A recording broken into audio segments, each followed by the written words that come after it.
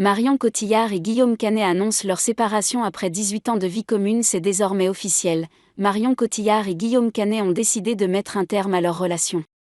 Ce vendredi 27 juin, les deux acteurs ont confirmé leur séparation dans un communiqué transmis à l'AFP, mettant fin à de longues années de spéculation.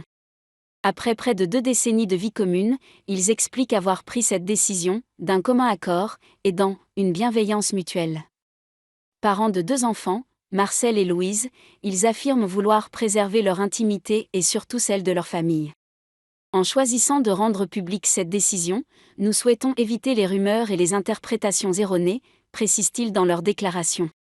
Ils demandent également à ce que leur vie privée soit respectée en cette période de transition. Depuis le début des années 2000, Marion Cotillard et Guillaume Canet formaient un couple emblématique du cinéma français. Leur complicité à l'écran comme dans la vie avait conquis le public, notamment à travers des films comme Jeux d'enfants, Les Petits Mouchoirs ou encore Nous finirons ensemble. Leur histoire avait débuté en 2002 sur un plateau de tournage. À l'époque, chacun était engagé ailleurs. Cotillard venait de se séparer de Sinclair, tandis que Canet était encore marié à Diane Kruger. Ce n'est qu'en 2006 que leur relation est devenue officielle. Malgré les rumeurs persistantes autour de leur rupture ces derniers mois, Guillaume Canet avait tenté de rassurer en évoquant, en septembre 2023, une simple réorganisation familiale. Il affirmait alors que leur relation n'était pas terminée, mais qu'ils cherchaient avant tout à préserver l'équilibre de leur foyer.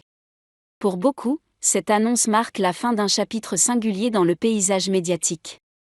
Le couple avait su incarner, durant de nombreuses années, l'image rare d'une union solide entre 2 figures majeures du cinéma.